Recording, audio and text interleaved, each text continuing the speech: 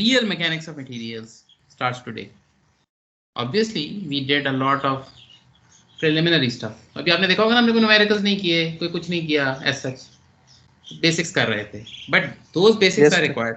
आप ऐसे समझें कि एबीसी सीख रहे थे, तो एबीसी सीखते हुए तो समटाइम्स यू फील के ये क्यों सीख रहे हैं, बच्चा पूछता है यार ये फायदा क्या है इसका, वो फिर बाद में पता चलता है अच्छा यार अब जो हम बुक्स पढ़ते हैं उसकी वजह ये है कि हमने एबीसी सीखी हुई थी.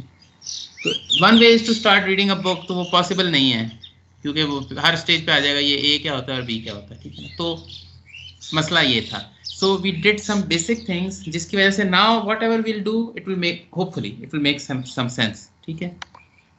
तो let us start then. एक बात preliminary वो ये है कि we are going to deal with basically axial loading, torsional loading in this course, torsional loading और बेंडिंग लोडिंग.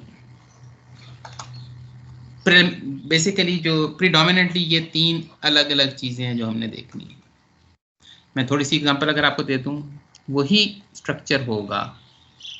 स्ट्रक्चर से कोई फर्क नहीं पड़ता कि बॉडी की शेप से आप अंदाजा लगा लें कि इस पे लोडिंग क्या है या ये क्या कैटेगरी है. If this thing is subjected to this type of loading then it is a case of axial. इसको हम रॉड या बार कहते हैं. मैं I come to it later on. आज क्योंकि आज का हमारा टॉपिक ही बेसिकली ये है, ये फर्स्ट टॉपिक है, ठीक है ना. अच्छा, यही बार उठा लें, इसको आप दोनों तरफ से टॉक दे दें, मरोड़ रहे हैं इसको, then it is called a shaft. Same thing. So एक सर्कुलर क्रॉस सेक्शन का एक सिलेंड्रिकल सा बार था आपके पास, उससे कोई साबित नहीं हुआ कुछ कि ये शाफ्ट है या क्या है. You have to see the kind of loading that you are subjecting it to. अगर ऐसी बात है तो ये टॉर्जनल लोडिंग है. This will be the next topic. इसके बाद थर्ड वन उसी तरह की चीज थी और आपने फिर लैटरल लोड लगा दिया, ट्रांसवर्स लोड. एक्सियल के से डिफरेंट है. This is at some angle.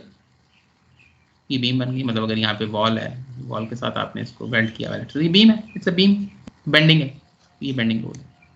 ठीक हो गया. अच्छा, इसमें जो इंपॉर्टेंट बात वो होगी कि जो प्रोसीजर हम एक्सियल लोडिंग में फॉलो करेंगे, जो अभी आप बहुत गौर से देखिएगा हम क्या क्या चीजें करेंगे, precisely the same thing will follow in torsional loading, precisely the same thing will follow in bending loading. तो इसलिए वो प्रोसीजर एक बार बार घूम घूम के एक ही जैसा आएगा. But luckily now will be able to have all the tools with us already, so हमें अब बार बार रुकना नहीं पड़ेगा. ठीक हो गया. सबसे पहले तो एक्सियल लोडिंग स्टार्ट कर दें हमारा आज का, और इसके बाद से इंशाल्लाह थोड़ी सी थ्योरी, फिर कुछ न्यूमेरिकल्स, रियल वर्ल्ड एप्लीकेशंस, फिर थ्योरी, फिर अब इसका tone of the course will completely change. इससे पहले थोड़ा सा लग रहा था कि थ्योरी थ्योरी थ्योरी हो रही है, बस बातें कर रहे हैं. That was necessary. I don't like it. That is how it is. Now you'll be doing some things and then applying them, doing some things then applying them. तो ये बिल्कुल मोड, इसका जो चेंज है ना, टोन बिल्कुल change होने वाला है. ठीक है. सबसे पहली बात कि एक्सियल लोडिंग क्या चीज है. along the longitudinal axis of the member. Generally last time या किसी टाइम पे बात हुई थी कि हम आम तौर पर इस पूरे कोर्स में मेंबर्स इस तरह के लेते हैं जिसमें एक dimension is very much greater than the other dimension या very much smaller than the other. ये बात हुई थी. यानी या तो इस तरह के सिलेंडर बार्स होंगे. सिलेंडर क्या होता है, जिसकी डायमीटर कम होता है, थिकनेस और लेंथ ज़्यादा होती है. ठीक. But on the other hand there can be plate also. Plate क्या है, जिसकी डायमेंशंस, इन प्लेन डायमेंशन बहुत ज़्यादा है लेकिन थिकनेस ज़रा कम है. तो वो हम बाद में देखेंगे इंशाल्लाह, जब मैकेनिक्स मटेरियल्स 2 में mostly will deal with that. But generally speaking अभी जो पहले 3 केसेस हैं उसमें हम सिलेंडर ऑब्जेक्ट्स यूज किया करेंगे. सिलेंडर ऑब्जेक्ट का एक लॉन्गिट्यूडनल एक्सिस होता है, और भी एक्सिस होते हैं जाहिर है. मैं इसको एक्स एक्सिस कह दूं, इसको लेट्स से इसको x, इसको y, इसको z कह दूं, तो what I am talking about is x. Obviously y and z axis are there, but we are talking about the longitudinal axis. ठीक है जी. अच्छा, अब एक्सियल लोडिंग की जो डेफिनेशन है, number 1 it should act along the longitudinal axis of the member. लेकिन अब आप, you will agree with me, सारे लोग जो बैठे हैं, ये एक्सिस है ना, तो ये लोड भी अपेरेंटली तो ऐसे लगेगा कि ये भी along the x axis he apply हो रहा है, ठीक है, ये भी अलोंग द एक्स एक्सिस हो रहा है, ये भी अलोंग द एक्सिस हो रहा है। इससे फैसला नहीं होगा कि ये लोडिंग एक्सियल है या नहीं है। इन सब का जो रिजल्टेंट है that must pass through the centroid of the section. अब अगर मैं आपको, तो अब देखिएगा, फॉर एग्जाम्पल इस बॉडी, इस पे आपने ये फोर्स लगाई और ये लगाई, इसका क्रॉस सेक्शन अगर आपको दिखाऊं तो वो ये है, ठीक हो गया। नाउ यू कट इट, आपने कट किया, ये अगर इक्वल फोर्सेस हैं और they are equally distant from the centre, तो आप मानेंगे कि इनका जो रिजल्टेंट है वो बिल्कुल सेंट्रॉइड है ना, this is the centroid. Circle का सेंट्रॉइड क्या होता है? बिल्कुल सेंटर, इस पे एक्ट कर रहा है, दिस इज एक्सियल लोडिंग। एक तो वो लॉन्गिट्यूडनल एक्सिस पे एक्ट कर रहा है, बिल्कुल कोई एंगल नहीं है, और सेंट्रॉइड पे एक्ट कर रहा है, ठीक है ना, यू अंडरस्टैंड दिस, ये हमारी शर्तें हैं, ठीक हो क्या। अगर कोई ऐसी चीज नहीं है, मैं आपको एग्जांपल दे सकता हूं, जो बहुत सारी ऐसी चीजें हैं जो ऐसे एक्ट नहीं करती। फॉर एग्जांपल, अच्छा, before I give this example I just tell you another thing. यहां पे देखिए, ये लोडिंग ऐसे थी, ये लोडिंग ऐसे होती तब भी इसका सेंट्रॉइड ऐसे ही आता, ये लोडिंग ऐसे होती सिमेट्री, तब भी इसका सेंट्रॉइड ऐसे ही आता, यू अंडरस्टैंड। बट अगर ये लोडिंग ऐसे होती, सारी एक्स डायरेक्शन में, बट नाउ यू अंडरस्टैंड, इसका जो सेंट्रॉइड, इसकी जो रिजल्टेंट आएगा, it will be in this direction, but it will be somewhere along here, बिल्कुल सेंट्रॉइड पे नहीं होगा। मैं इसकी एक जनरल एग्जांपल आपको देता हूँ, ये देखिए, ये फोर्स लग रही है, नॉट एट द सेंट्रॉइड। तो अब क्या है, जरा फ्री बॉडी डायग्राम बनाइए, किसी भी सेक्शन को यहाँ कट कीजिए, तो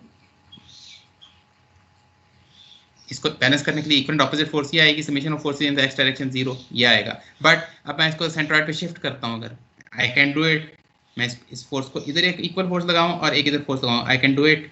तो अब क्या होगा, we can shift this, but now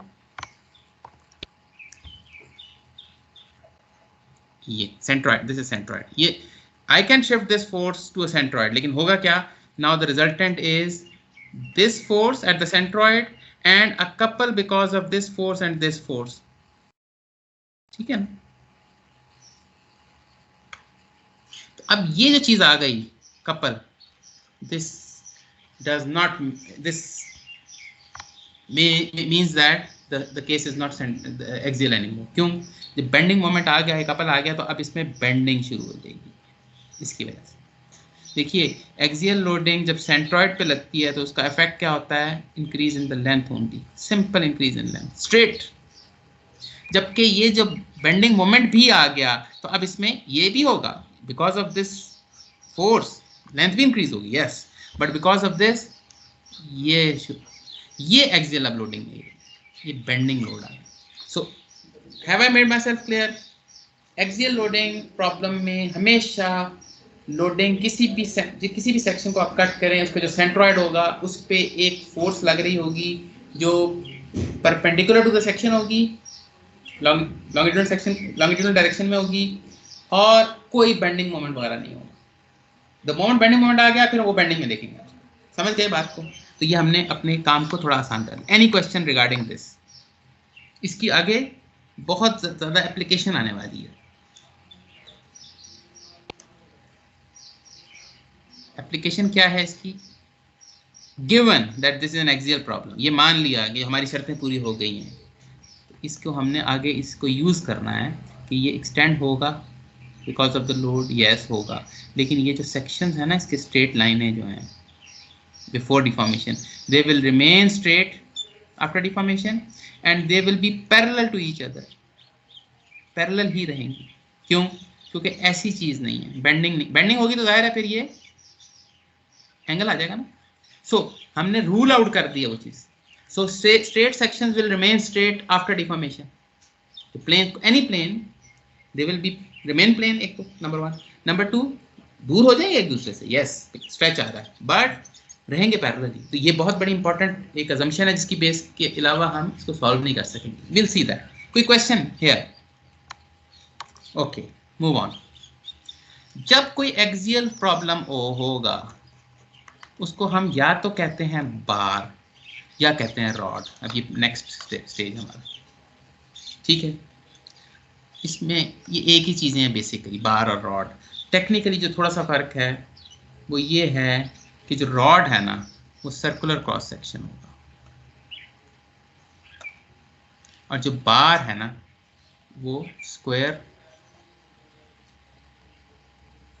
और रेक्टेंगुलर क्रॉस सेक्शन। बस इतना सा बात है। वो एक्सियल वाली शर्त दोनों में है। एक्सियल लोड अगर नहीं है तो फिर बार रॉड नहीं कहेंगे, फिर हम उसको बीम, शाफ्ट, व्हाटएवर जो भी फिर होगा वो कहेंगे, या कॉम्बिनेशन। ठीक हो गया। अच्छा, अब आए जरा एप्लीकेशंस के ऊपर। आप कहेंगे ये कहाँ ये चीज़ें यूज होती हैं, ये जो हम मॉडलिंग करेंगे ना इसके बाद एक्सियल प्रॉब्लम। तो एक्सियल प्रॉब्लम को दुनिया में होते भी हैं या नहीं होते? ये हम ऐसी शौक की तो नहीं कर रहे काम, तो एकेडमिक इंटरेस्ट की चीज़ तो नहीं है, नहीं, far from it. There are so many examples. For example bolts.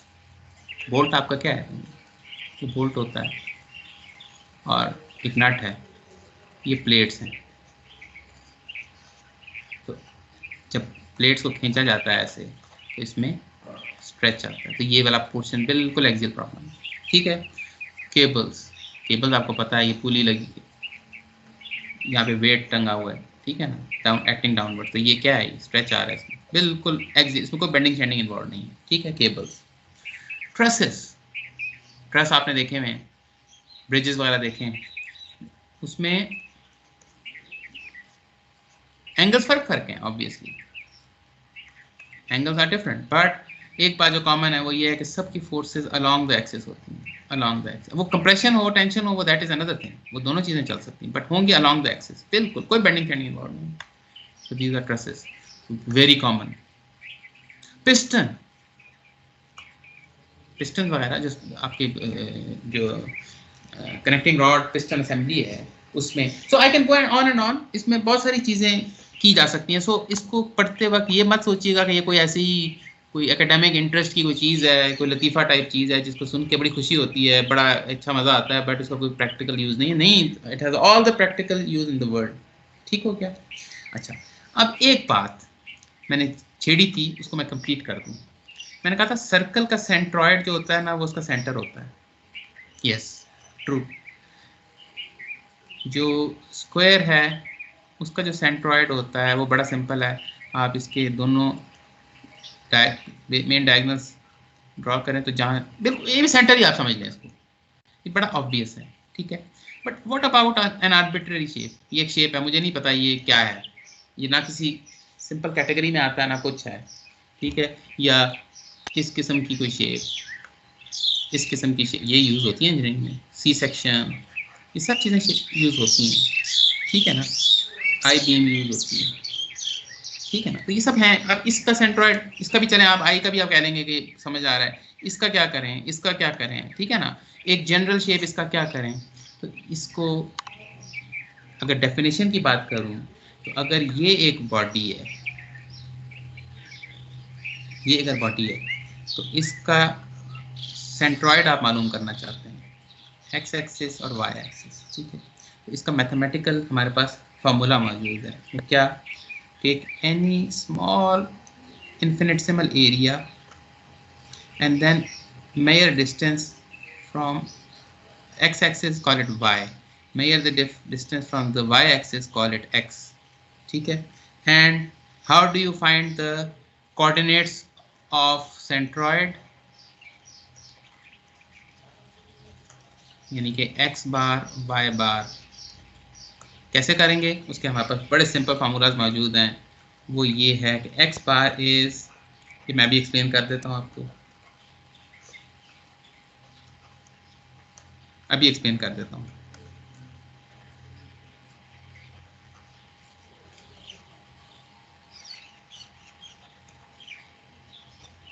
Okay, let me explain the x bar first.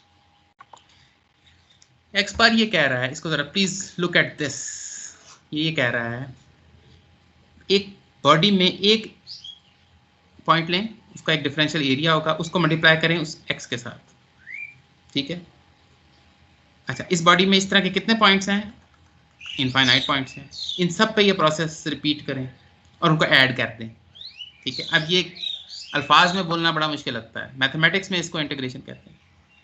Distance to one point and then integrate it over the whole area. This gives you the complete first moment. First moment क्यों कहते हैं, क्योंकि एक चीज को multiply कर रहे हैं आप डिस्टेंस के साथ, फर्स्ट डिस्टेंस के साथ, ठीक है। अच्छा, डिवाइड करते हैं उसको इस पूरे एरिया के साथ, ये this is nothing but area. Her point का एक डिफरेंशियल एरिया है, उसको जब पूरे बॉडी के ऊपर आप इंटीग्रेट करेंगे तो ए आ जाएगा। This will give you the distance. ये जो आंसर आपको मिलेगा वो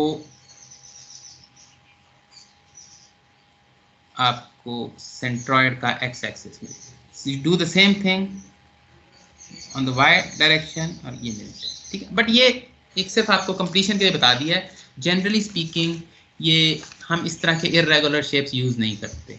हाँ, रेक्टेंगल्स वगैरह में थोड़ा बहुत आपको हेल्प मिल जाएगी, रेक्टेंगल भी बड़ा इजी है, ट्रायंगल वगैरह में you can use, but generally speaking square section, rectangular section, circular sections, उसमें एज सच इस मैथमेटिक्स की जरूरत नहीं है। The point here being if it is a irregular section we can do it, इतना कोई मुश्किल काम है नहीं इसमें, ठीक है। जरूरत जरा कम पड़ेगी, ओके। अच्छा, ये हो गए आज के प्रिलिमिनरीज। अब अगर आप बहुत इंपॉर्टेंट कोई चीज को हम स्टार कहें तो बार ये नोट कर लें क्या है। एनालिसिस प्रोसीजर, ये एनालिसिस प्रोसीजर जो है ना, ये सिर्फ याद रखिएगा। जी जी, बोले बोले। आपने ऊपर एक छोटी सी बात की, आपने कहा कि हम मूवमेंट कहते होते हैं जब दो चीजों को मल्टीप्लाई करें, किस तरह करें? जी, मोमेंट कहते होते हैं, मींस मोमेंट कहते होते हैं। ये अभी आप ये जो मैंने सेंट्रॉइड की बात कर जी जी इसी की बात। हाँ हाँ हाँ, फर्स्ट मोमेंट। हाँ, for example moment of inertia ज़हन में है इसका क्या है? ओके ओके ओके ओके, ये टर्म कुछ ज़हन में आ रही है? ये क्या है? मोमेंट ऑफ इनर्शिया कहते हैं इसको? हाँ जी, है ना? अच्छा, बहुत अच्छा सवाल किया, बहुत अच्छा सवाल किया। इसको मोमेंट ऑफ इनर्शिया तो कहते हैं, यस।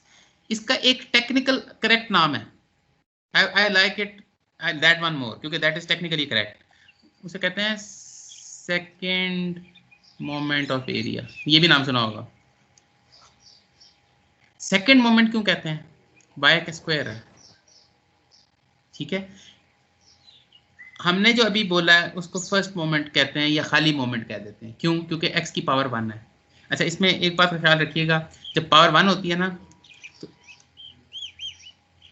इसमें साइन मैटर करता है। जब स्क्वायर हो जाता है ना तो नेगेटिव साइन, फॉर एग्जांपल ये बात जरा थोड़ी सी दूसरी तरफ चली जाएगी, बट अगर आपका x एक्सिस ये और y एक्सिस ये हो और बॉडी यहाँ लाया करती है, तो अब यहाँ आएंगे तो y नेगेटिव में है, यहाँ आएंगे तो y पॉजिटिव में है, ठीक है। तो जब मोमेंट लेंगे ना फर्स्ट मोमेंट, तो साइन नीचे वाले का साइन डिफरेंट होंगे, ऊपर के डिफरेंट होंगे, समझ रहे हैं ना। लेकिन अगर आप मोमेंट ऑफ इनर्शिया की बात करते हैं, आप स्क्वायर लेते हैं, doesn't matter you going upward और डाउनवर्ड, तो सेकंड मोमेंट में साइन कैंसिल आउट हो जाते हैं, ठीक है। ये हम जो बात कर रहे हैं इसमें साइन कैंसिल आउट नहीं होंगे, फर्स्ट मोमेंट रहेगा। This is why it gives you the centroid. इस पर जरा गौर कीजिएगा।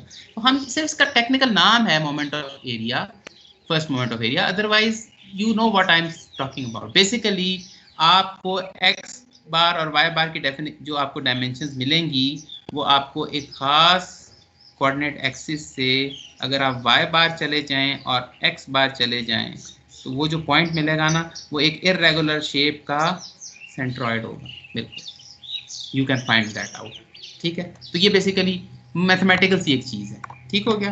अच्छा, अब जो चीज आ रही है वो मैथमेटिकल तो है, लेकिन इसको समझना बहुत जरूरी है। वो क्या? Analysis procedure. ये बात जितनी अच्छी तरह समझ लें उतना अच्छा है। 3 पिलर्स हैं मैकेनिक्स ऑफ मटेरियल्स के, बल्कि सारी सॉलिड मैकेनिक्स के 3 पिलर्स हैं। अब आपको सारे पता है, अब आपको सारे पता है। इक्विलिब्रियम, जब आपने ये कोर्स शुरू किया था उस वक्त सारे नहीं पता थे, अब पता है। आई कैन गेट बैठ के आपको पता है। कंपैटिबिलिटी, हो सकता है इन नामों से ना पता हो, वो एक अलग चीज है, डजंट मैटर।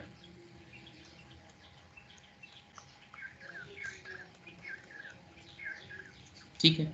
इक्विलिब्रियम एक्सप्लेनेशन की जरूरत नहीं है, यू नो इक्विलिब्रियम क्या है। Summation of forces, x direction, y direction, M सब जीरो होते हैं, ठीक है। कंपैटिबिलिटी, इसको हम कभी कभी स्ट्रेन डिस्प्लेसमेंट रिलेशन भी कह देते हैं इस कॉन्टेक्स्ट में। अभी एक्सप्लेन करता हूँ, ये भी आपको पता है। और कॉन्स्टिट्यूटिव लॉ को हम मटेरियल बिहेवियर भी कह देते हैं।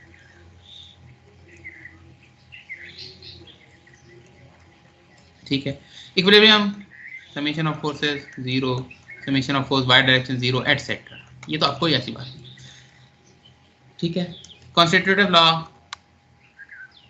हमने मैकेनिकल प्रॉपर्टीज टेंसाइल टेस्ट किया था, उसमें special case of Hooke's law, ये मटेरियल बिहेवियर, स्ट्रेस और स्ट्रेन एक खास तरीके से लिंक्ड है, इसको कॉन्स्टिट्यूटिव लॉ कहते हैं। कुछ अब अच्छा ये कॉन्स्टिट्यूटिव लॉ, इतना मुश्किल नाम, अब चीज क्या है? Hooke's law. तो Hooke's law is one form of constitutive law, this in this form. वैसे तो हुक्स लॉ की और फॉर्म्स भी हैं, ठीक है।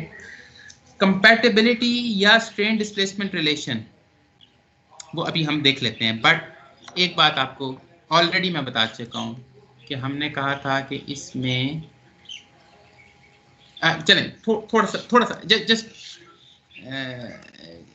अगर मैं आपसे कहूँ कि change in length over original length as approaches zero, ये जो चीज़ है ये अभी मैनिफेस्ट कर जाएगी थोड़ी देर में, आपको मतलब पता है, ठीक है ना। डिस्प्लेसमेंट का ताल्लुक स्ट्रेन के साथ क्या होता है, ये जब तक बीच में नहीं आएगी बात तो बात बनेगी नहीं, ठीक है। ये अभी जस्ट गिव मी 1 मिनट, ठीक है। अच्छा, एक एक करके मैं ज़रा थोड़ा सा इनको कंबाइन करूँगा। मैं जब इनको कंबाइन करूँगा तो you will get the final answer इस केस में कि स्ट्रेस P ओवर A है। अच्छा, ये मैं फिर एम्फेसाइज कर लूँ, ये आप कहेंगे तो मुझे पता था, ये आपको पता था इन अ वेग सॉर्ट ऑफ वे, ठीक है।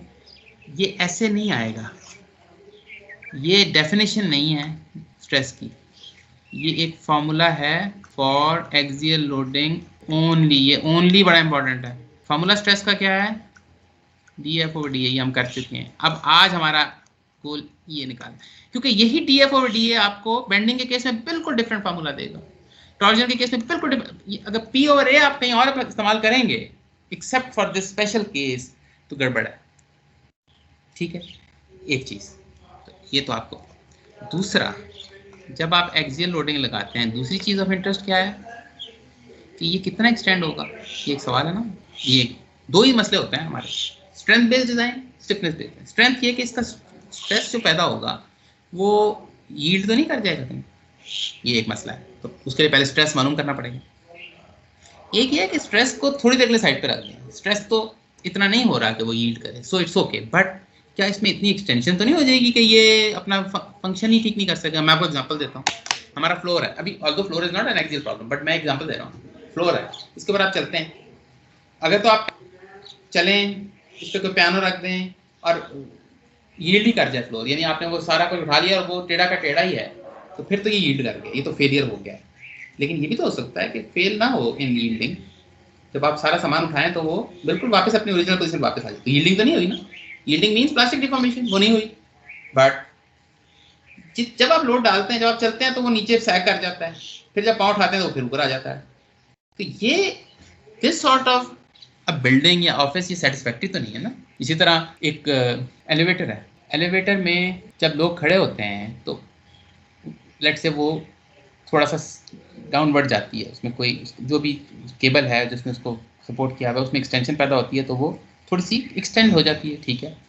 थोड़ी बहुत होती है, होना चाहिए, कोई बात नहीं। इतना एक्सटेंड हो जाए कि वो जिस स्टेशन पे फॉर एग्जांपल थर्ड फ्लोर पे रुके, तो अब पता चले कि वो थर्ड फ्लोर से भी नीचे चली गई है, क्योंकि लोग 10 खड़े हैं। जब 2 लोग खड़े होते हैं तो वो बिल्कुल थर्ड फ्लोर के लेवल पे आती है। Let me draw this. ये एलिवेटर एक केबल के साथ जुड़ी हुई है, ऊपर जो भी पुली वगैरह है, यहाँ पे लोग खड़े हैं, ठीक है। ये थर्ड फ्लोर का ये लेवल है, ठीक है। अब आपने कोई 10 बंदे 20 बंदे खड़े किए, तो ये इसमें एक्सटेंशन पैदा हो गई, ये ऐसे हो गया। अब ये ऐसे ऊपर जंपे लगा रहे हैं लोग। although when everybody goes out of the elevator, then it comes back to the original situation where it should be. So अब yielding तो नहीं हुई, केबल यील्ड तो नहीं की, बट ये फेल तो हो गई ना। So we are interested in two things, याद रखिए। ये हर लोडिंग में we'll be interested always, whether it's a beam or a shaft or a rod or whatever it is, whether it yields or not. One, this is strength based design or analysis. Whether it deforms excessively or not, ये है stiffness based design. तो ये दो चीजें चाहिए ना। तो ये जो डिफ्लेक्शन आ रहा है ना as a result of axial loading, इसको भी मैं आज आपको एक फॉर्मूला डिराइव करके दूंगा, वो भी स्पेशल इस केस के लिए। टॉर्जन का कुछ और होगा, बेंडिंग का कुछ और होगा। इसको जुबानी जिस तरह पी ओवर ए याद करके हर जगह स्ट्रेस की डेफिनेशन हम देना शुरू कर देते हैं, इसको उस तरह याद करके नहीं देना आपने, बिल्कुल ठीक हो गया। तो ये हमारा गोल है। Let us look at the 2 or 3 things जो हमें ऊपर आई हैं। इन तीनों को जब हम कंबाइन करेंगे, you will get both answers. आपको डिफ्लेक्शन का भी, इलास्टिक डिफॉर्मेशन का फॉर्मूला भी मिल जाएगा, और आपको stress in this case P over A जो हमें पहले पता है, बट फायदा ये होगा कि then this same procedure you can use for any other situation. ठीक हो गया। अब पहले इक्विलिब्रियम की बात कर लेते हैं। ये आपके पास एक्सटर्नल लोड्स, ठीक है। अच्छा, अब आपने यहाँ पे कट किया, ये आपका फ्री बॉडी डायग्राम, ये आपने कट किया। ये तो चलो इसको एफ कह दें, ये फोर्स है ना। अब जहाँ आपने कट किया, यहाँ पे एक इंटरनल फोर्स आएगी। In this case P will be equal to F, we know, लेकिन ये इंटरनल फोर्स है, ठीक है। फर्क, F was applied, P is only visible when you cut it. इसको कट करते हैं, you could have taken the right hand portion and throw away this one, you could have done it. तो यहाँ पे भी ये पी और P आपस में बैलेंस आउट, जब जुड़ते हैं तो बैलेंस आउट होते हैं, इसलिए दे डिसअपीयर। लेकिन जब आप एक को फेंक देते हैं, फिर उसका इफेक्ट दूसरे पे आता है, ठीक है ना। तो ये इंटरनल फोर्स है, ठीक है। अब पहली बात तो ये देखनी है कि इक्विलिब्रियम हमें क्या बताती है, कि हमें स्ट्रेस कौन से वाला एक्सपेक्ट करना चाहिए इस सिचुएशन में। अगर हमारा कोऑर्डिनेट एक्सिस एक्स, वाई और जेड है, तो याद कीजिए हमारे पास जो स्ट्रेसेस हैं, sigma X, sigma phi, sigma Z, tau X Y, tau Y Z, tau X Z, ये हमारे पास 6 स्ट्रेसेस, याद करें स्ट्रेस टेंसर, ठीक है। कौन सा स्ट्रेस हो सकता है, कौन से नहीं हो सकते।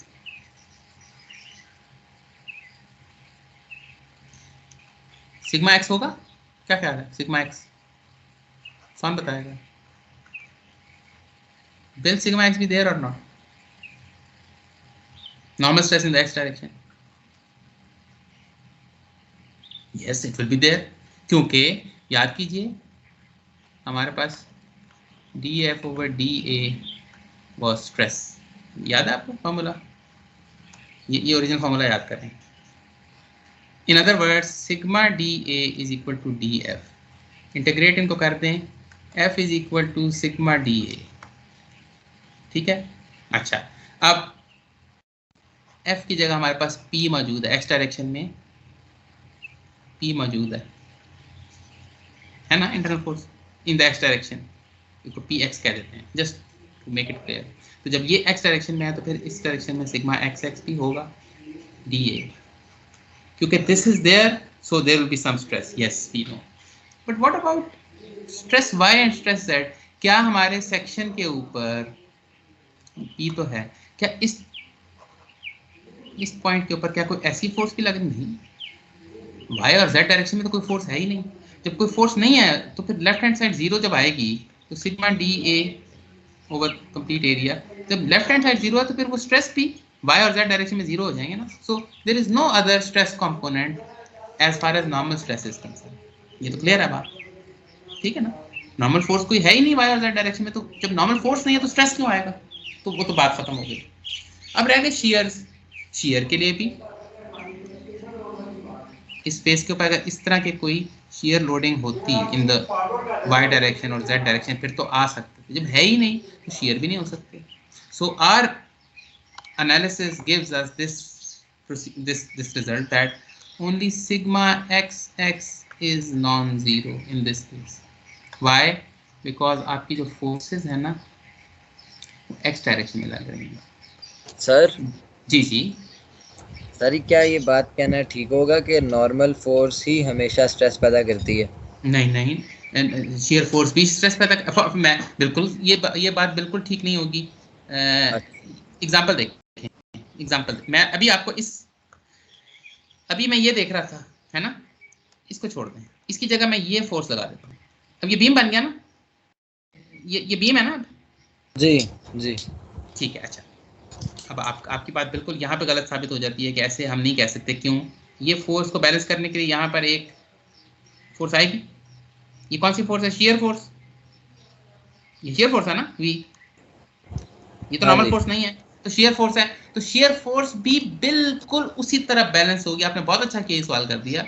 शेयर जिस तरह नॉर्मल फोर्स का रिलेशनशिप सिग्मा डी ए के साथ स्ट्रेस का बनता है, शेयर फोर्स का शेयर स्ट्रेस के साथ वही रिलेशनशिप बनता है. यानी इस फेस के ऊपर कुछ शेयर स्ट्रेसेस लगेंगे जो डिफरेंट होंगे हर पॉइंट पर, लेकिन उनकी summation on the whole area will be balanced by this. जो फोर्स एक्सटर्नल फोर्स अप्लाई हो रही है, शेयर स्ट्रेस डिस्ट्रीब्यूशन ऐसी बनेगी जो उसको बैलेंस करेगी, उसको क्रिएट करेगी दूसरे लफ्ज़ों में. ठीक है, तो उस केस में shear force will cause shear stresses, normal force will cause normal stresses.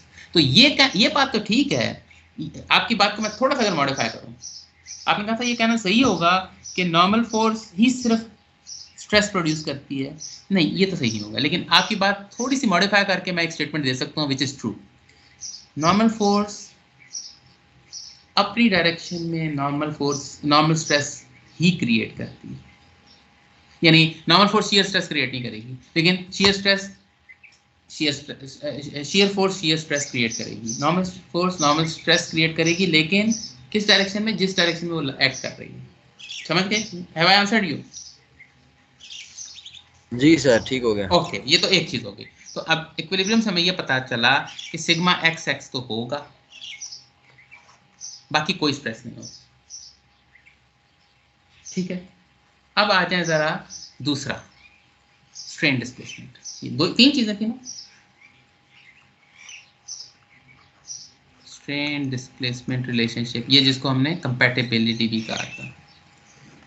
इसके बारे में हम पहले ही बात कर चुके हैं, तो it will be very easy to understand. क्यों?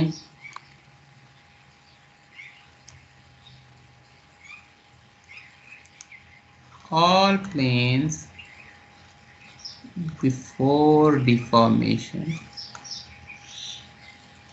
remain plane as well as parallel to each other after deformation. ये मैं पहले ही आपको बता चुका हूँ कि जब हमने ये शर्त लगा दी कि एक्सियल है, यानी कि बिल्कुल सेंट्रोइडल एक्सिस से पास हो रहा है, कोई बेंडिंग बुंडिंग नहीं है, तो फिर इसने सिर्फ एक्सटेंड ही होना है. फिर इसमें कोई ये चीज़ नहीं है जिसकी वजह से ये कर्व हो जाए. तो जब ये नहीं है तो फिर पहले एक प्लेन ये था, दो प्लेन लेट से ले लें. आफ्टर डिफॉर्मेशन ये प्लेन लेट से यहीं पे है, लेकिन दूसरा प्लेन थोड़ा सा आगे तो चला जाएगा. यस, लेकिन ये भी स्ट्रेट था, ये भी स्ट्रेट है आफ्टर डिफॉर्मेशन, और ये आपस में पैरेलल थे, अब भी पैरेलल ही. दूर जरूर हो गए, एक दूसरे डिस्टिंक्ट हो गए, यस, वो मान लिया. कंप्रेसिव में एक दूसरे के करीब भी आ जाएंगे, लेकिन इनमें कोई एंगल, यानी ये नहीं होगा कि कुछ ऐसे हो जाए. ठीक है, और इसी को अगर एक और जुमले में बोलूं कि यहाँ पर लोडिंग के परपेंडिकुलर होंगे, या दूसरे लफ्जों में ये जो एक्सिस है सेंट्रोइडल एक्सिस, इसके हर प्लेन इसके परपेंडिकुलर ही रहेगा before loading and after loading. Is this clear? ये बात हम पहले कर चुके हैं. ठीक है, यानी let me show you one more time. एक हमारा बॉडी है, इसको मैं थोड़ा सा टेपर भी दे दूँ कोई हर्ज नहीं है, तो टेपर पे भी हमारा as long as taper is not too much कोई फर्क नहीं पड़ता। लेट्स से हम इस तरह का लोड लगा रहे हैं एक कोने में, ठीक है, और इधर हम लेट्स से पॉइंट लोड लगा रहे हैं, और बीच में एक थ्रू आउट एक लोड इंटेंसिटी है सम फोर्स न्यूटन पर मीटर फोर्स एक लग रही है, यानी ये इसकी एग्जांपल क्या है, ये किसी एक पॉइंट पे नहीं लग रही होती। फॉर एग्जांपल एक रेत के अंदर मैं एक बार को डालूं और ऊपर से मैं फोर्स लगानी शुरू कर दूं। अब ये फोर्स इस पे रेत लगाएगी ना, वो किसी एक पॉइंट पे नहीं लगाएगी, वो थ्रू आउट लगाएगी, तो ये फोर्स पर यूनिट लेंथ एक लग रही होगी, ठीक है ना, वो ये लग रही है। तो इस सारे केस में अगर आप देखें, एज लॉन्ग एज ये हमारा सिमेट्रिक काइंड ऑफ लोडिंग है, ये कोई ऐसी इस तरह की लोडिंग नहीं है ट्रायंगुलर टाइप, फिर तो बेंडिंग आ जाएगी, फिर तो हमने पहले बात की। अगर ये सारी की सारी बिल्कुल सेंट्रॉइड से पास हो रही हैं, तो फिर इसका रिजल्टेंट कहीं पे भी मैं काट लूँ तो वहाँ पर बिल्कुल सेंटर से एक रिजल्टेंट होगा। इसका मतलब है कि इसके सारे सेक्शन जो हैं वो पहले अगर प्लेन थे तो आफ्टर डिफॉर्मेशन भी प्लेन ही रहेंगे और पैरेलल ही रहेंगे, also they may come close to each other और they may go away from each other, but वो पैरेलल उनका जो कॉन्फ़िगरेशन है उसको कोई फर्क नहीं पड़ेगा। ठीक हो गया? अच्छा अब अगर सर, ऐसी जी जी जी बोलें। सर आप एक लफ्ज़ बोल रहे हैं कि ये प्लेन पैरेलल और प्लेन रहेंगे, जी हाँ, बिल्कुल पैरेलल बिल्कुल और प्लेन रहेंगे, प्लेन क्या प्लेन मतलब? रहेंगे। यस यस यस यस बिल्कुल प्लेन। ऐसे प्लेन कैसे रहेंगे? वो ये है कि अगर किसी चीज़ में बेंडिंग आ जाए, अगर किसी चीज़ में बेंडिंग आ जाए, हम पढ़ेंगे ऐसे ये बेंडिंग हो गई, तो ये जो प्लेन थे ना, शुरू में जो प्लेन थे वो प्लेन तो रहेंगे लेकिन पैरेलल नहीं रहेंगे। अच्छा, अब आपका सवाल है कि प्लेन रहेंगे का क्या मतलब है? एक चीज़ जी, अगर ऐसे है ना, वो बिफोर डिफॉर्मेशन, वो आफ्टर डिफॉर्मेशन ऐसे रहे तो वो प्लेन है, और अगर ऐसे हो जाए तो वो प्लेन नहीं रही। समझे? यानी ये बेंडिंग में ये प्लेन रहे हैं, बेंडिंग में ये प्लेन है, ऑल्दो पैरेलल नहीं रहे, लेकिन ये नहीं हुआ कि इनमें से कोई प्लेन ऐसे हो गया हो। अच्छा चलिए मैं आपको सेंट वेलेंस प्रिंसिपल याद है आपको? जी, जहां फोर्स स्प्रिंग लगती है, टेनिस। जहां फोर्स लगती है उसके करीब प्लेन भी नहीं रहते। इसकी अगर अगर मैं इसकी डिफॉर्मेशन आपको दिखाऊं ना, अगर ये सॉरी ये स्ट्रेट लाइन है, स्ट्रेट लाइन है सॉरी, अभी फिलहाल स्ट्रेट समझे, ठीक है। जब मैं इसको इधर पॉइंट रोड लगाऊंगा ना, तो आफ्टर डिफॉर्मेशन इसकी पता है क्या सिचुएशन बनेगी? ये देखिए, आपका क्वेश्चन आ गया है तो मैं मतलब आप ये ना सोचें कि प्लेन ज़रूरी हमेशा प्लेन ही रहते हैं, ऐसी बात नहीं होता। आफ्टर डिफॉर्मेशन ये ऐसे चोंच निकलेगी अभी जहाँ फोर्स लग रही है, और अगला जो प्लेन होगा ना वो भी कुछ ऐसे होगा, उससे अगला प्लेन भी थोड़ा सा प्लेन, ये प्लेन नहीं रहे ना ये। हाँ, एक खास पॉइंट के बाद जो हमने कहा था इसकी डायमेंशन एक खास आप क्रॉस करते हैं, उसके बाद फिर सारे प्लेन रहते हैं। Have I answered you? ये यहाँ ये प्लेन भी नहीं रहा। जी सर। तो अब तो इसका मतलब हम जो सारी थ्योरी डेवलप कर रहे हैं वो इस अजम्पशन पे कर रहे हैं कि plane sections remain plane, right? यही थ्योरी है ना? Yes sir. तो इसका मतलब है कि ये कहाँ एप्लीकेबल होगी? हमारा ये फार्मूला पी ओवर ए कहाँ एप्लीकेबल होगा? जहां ये इसके ऑनवर्ड्स इस तरह, इधर ये एप्लीकेबल नहीं होगा। समझ गए ना? जी ठीक है। क्योंकि वहां plane section don't remain plane, right? जी ठीक हो गया? अच्छा जी ना, अब अगर ये बात क्लियर हो गई तो इसका मतलब ये हुआ कि हमें अब नेक्स्ट वन, जो सेकंड वाला जो हमारा रिलेशनशिप है कंपैटिबिलिटी का, वो याद करें कि epsilon x is a function of x only. ये देखें, ये हमारा ये चीज़ थी, ठीक है ना? अब इसमें तो या ये वाला केस हम देख लेते हैं। As you move along x axis, तो यहाँ पे कुछ स्ट्रेन होगा, यहाँ पे भी कुछ स्ट्रेन होगा, यहाँ पे भी कुछ स्ट्रेन होगा। ये डिफरेंट हो सकते हैं, यस डिफरेंट हो सकते हैं। क्यों डिफरेंट हो सकते हैं? क्योंकि जाहिर है इनमें एरिया फर्क होता जा रहा है, ठीक है, but it's only a function of x. Y से कोई फर्क नहीं पड़ता। क्यों? And can anybody tell me इस पॉइंट पे स्ट्रेन या इस पॉइंट पे स्ट्रेन या इस पॉइंट पे स्ट्रेन, इनमें क्या फर्क है? वाई फर्क है, वाई डिफरेंट है ना इन सब के। एक वर्टिकल लाइन पे मैं कोई पॉइंट पिक कर लूं और उसी लाइन पे मैं कोई और पॉइंट पिक कर लूं, तो इसमें क्या फर्क है? वाई एक्सिस का फर्क है ना। नाउ माय क्वेश्चन इज, यहाँ पे स्ट्रेन कुछ और होगा इस सेक्शन एक्स पे, यहाँ पे कुछ और हो सकता है because here the section is higher, but क्या ये रेड पे जो मैंने पॉइंट शो किया है और मैंने जो ब्लू में पॉइंट शो किया है और जो मैंने ग्रीन में पॉइंट शो किया है, क्या इन एक ही लाइन के ऊपर इनमें स्ट्रेन फर्क हो सकते हैं? मेरा क्वेश्चन ये है, क्यों और क्यों नहीं?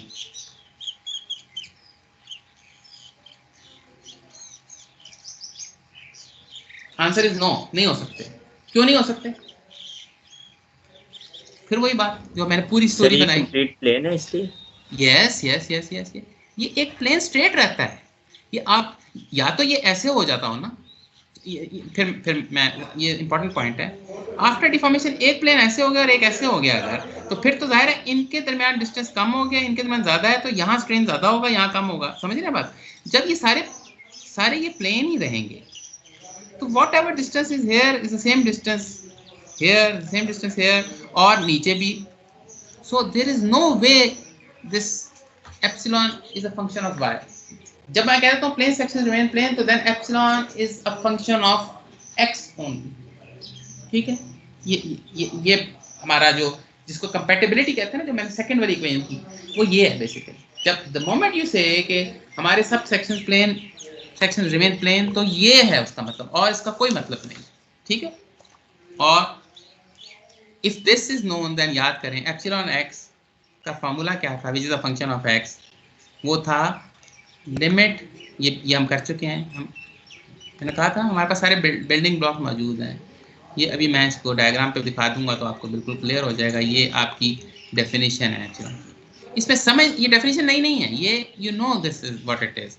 इसमें जो इंपॉर्टेंट पॉइंट है कि it's only a function of x, it's not a function of y। y किसी भी एक सेक्शन को काट लें, उसके हर पॉइंट पे स्ट्रेन एक ही होता है, ऊपर चले जाए नीचे चले जाए, क्यों? उनका distance from the neighbouring plane has not change, is not different for one point to the other point. ठीक है ना, यानी इस जगह पे स्ट्रेन डिफरेंट हो सकता है इधर और यस, लेकिन इस एक प्लेन के ऊपर, इसको सीधा बनाएं, इस पॉइंट पे इस पॉइंट पे इस पॉइंट पे इस पॉइंट पे प्लेन इसलिए नहीं हो सकता क्योंकि इसके सारे नेबरिंग प्लेन जो हैं वो सीधे ही हैं। इनके डिस्टेंस में जो भी चेंज आता है, कंप्रेशन और टेंशन, दैट इज इक्वल। तो ये हमारा पॉइंट है। अच्छा, अगर ये बात क्लियर हो गई है तो असल पॉइंट ही ये था, और इस पूरी आगे कोई पॉइंट नहीं, आगे बहुत ईजी है काम। मैं इसकी डेफिनेशन अलबत्ता आपको बता दूं कि क्या है। ये देखिए, जब मैंने आपको कुछ क्वांटिटीज बताई तो मैं यहाँ ड्रॉ भी कर दूँ ना उनको। Let's say at a distance x there is a point called a, and at a distance delta x there is a point called b। ठीक है, अच्छा इस पर कुछ लोडिंग फोडिंग लगी, ठीक है, अब ये नई ज्योमेट्री बन गई। इसको अच्छी तरह समझ लीजिए, कोई मुश्किल बात नहीं है। नई ज्योमेट्री बन गई यानी कि कुछ लेंथ चेंज हो गई। a becomes now a star, B becomes now B। ये मैं एग्जैजरेट दिखा रहा हूँ, ठीक है, B स्टार, ठीक हो गया, ठीक है ना। तो अब इनके दरमियान जो डिस्टेंस है ना वो डेल्टा x स्टार है, ठीक है। And now what is strain? Delta x star minus delta x over delta x, change in length over original length as delta x approaches zero. जब ये बहुत एक दूसरे के करीब आ जाते हैं, तो जब ये बहुत एक दूसरे के करीब आते हैं तो then you are talking about a point. अभी आप इस एवरेज ए बी के स्ट्रेन की बात कर रहे हैं, जब इनको आप बिल्कुल करीब ले आते हैं तो एक पॉइंट की बात करते हैं एट एक्स, राइट। और इसको मैथमेटिक्स में क्या कहते हैं? व्हेन लिमिट अप्रोचेस जीरो, इसको आप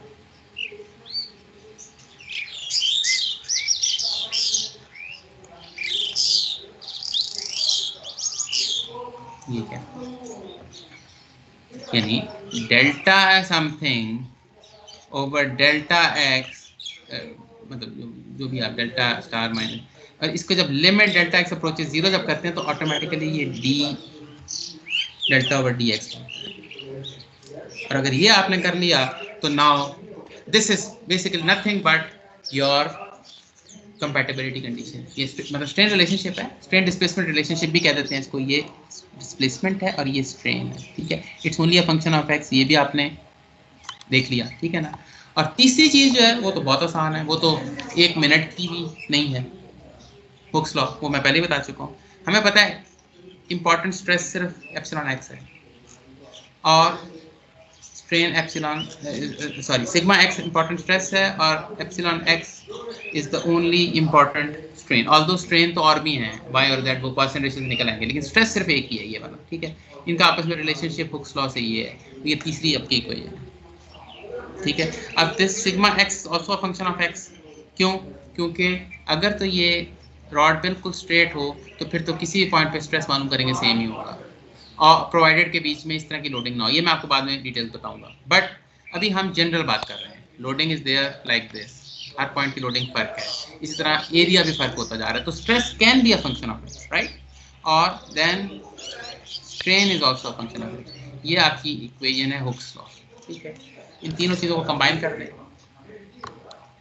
तीनों चीजों को, equilibrium P which is a function of x is equal to, ये शुरू में मैंने आपको बताई थी ये इक्वेशन, इक्विलिब्रियम इक्वेशन ये है, force is equal to area integral of the stress, ठीक है। अच्छा, अब सिग्मा एक्स की जगह आप E epsilon x which is a function of x D A put कर दें, ये कंपैटिबिलिटी, ये कॉन्स्टिट्यूटिव लॉ से और कंपैटिबिलिटी लगी हुई है इसके अंदर, ठीक है, ये आ गया। अच्छा, अब आप देखें कि epsilon x for a certain x, epsilon it has nothing to do with, यानी इसकी इंटीग्रेशन से कोई ताल्लुक नहीं। इंटीग्रेशन क्या होता है कि एक पॉइंट पे स्ट्रेन कुछ और था, इधर कुछ और था, इधर कुछ और था, आपने इन सबको कंबाइन करके एडिशन की एक मैथमेटिकली, ठीक है ना, वो है एक कांस्टेंट। किसी भी एक सेक्शन को काट लें, किसी भी एक सेक्शन को काट लें, उसका स्ट्रेन जो है वो कांस्टेंट है, you can take this out of the integral. इसी तरह E Young modulus material constant है, it has nothing to do with integration, बाहर ले जाएं इसको, ठीक है। तो you can keep these things out, right, और बचा आपके पास DA, और ये आपके पास बचा, ठीक है, Px is equal to E epsilon x, और ये फिर आपको पता है क्या है, ये सिग्मा है, सिग्मा एक्स एक्स, और ये इंटीग्रल ये A है, DA इंटीग्रल A, ये A है, और A is can also be a function of x, because जिस तरह मैंने बताया ये इस किस्म की चीज़ हो सकती है, जनरली नहीं होगी, कभी कभार हो सकती है, तो you just right it like A function of x, ठीक है, E फंक्शन ऑफ x। इसको मैं अगर री राइट करूँ, sigma x is equal to P x over A x, ये देखें वो हमारा बड़ा मशहूर वो जो एक्सप्रेशन जो अभी सिग्मा इक्वल पी ओवर ए आता है, ये आ गया, ठीक है। लेकिन ये एक जनरल है, ये क्या बात है, कोई भी बॉडी इस तरह की है, इस पर लोडिंग लग रही है, यहाँ भी लग रही है, यहाँ भी लग रही है, लेकिन बीच में भी कोई इस तरह की लोडिंग थ्रू आउट लग रही है, जिस तरह मैंने रेत पर एग्जाम्पल दी। You want to find stress at this section, cut it here, यहाँ पे इंटरनल P मालूम करें क्या है, that will be called P of x, यानी वो क्योंकि it depends on x, change हो रहा है, वो इसमें डालें। इस सेक्शन का A मालूम करें, not this section, not this section, जिस सेक्शन की बात हो रही है वो A ऑफ x होगा, क्योंकि A is changing with x, वो इसमें पुट करें, you get stress for this section, again not for this section, not for this section, but this section, ठीक हो गया ना। तो ये इधर से वो हमारा वो फॉर्मूला निकल आएगा जो आपको बड़ा फेमिलियर है, P ओवर A। वो कब होता है, जब ये क्रॉस सेक्शन बिल्कुल कांस्टेंट हो जाता है, तो फिर you don't need to write a function of x here, तो फिर खाली A रह जाता है। और जब इस तरह की चीज़ हो जाती है तो फिर क्या होता है कि आपके पास कोई इस तरह की चीज़ अगर नहीं लग रही तो क्या है, you have a load here, you have load here, load here, इधर काटेंगे there will be a P, इधर काटेंगे there will some P, whatever the P on that section is, वो लिखें और यू गेट द सिग्मा। ये मैं आपको न्यूमेरिकल सारे कराऊंगा, ठीक है, बट द थिंग इज, हो सकता है आप कहेंगे यार ये तो हमने क्या किया, सिग्मा P ओवर A इतना खोदा पहाड़ निकला चूहा, ये तो हमें पहले भी पता था।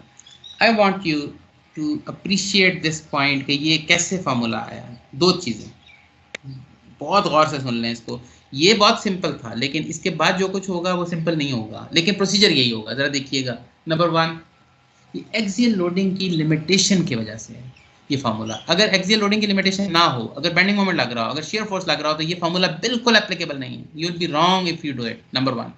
नंबर 2, इसमें 3 चीज़ों ने रोल प्ले किया। कंपैटिबिलिटी, स्ट्रेन का रिलेशनशिप क्या है, वो क्या जो सेक्शंस हैं वो एक दूसरे से दूर तो गए हैं, क्या वो आपस में पैरेलल नहीं रहे, क्या एक सेक्शन के ऊपर स्ट्रेन की डिस्ट्रीब्यूशन फर्क है, ये क्वेश्चन है। इसका आंसर इस केस में था कि नहीं था। Now I can give you so many other examples.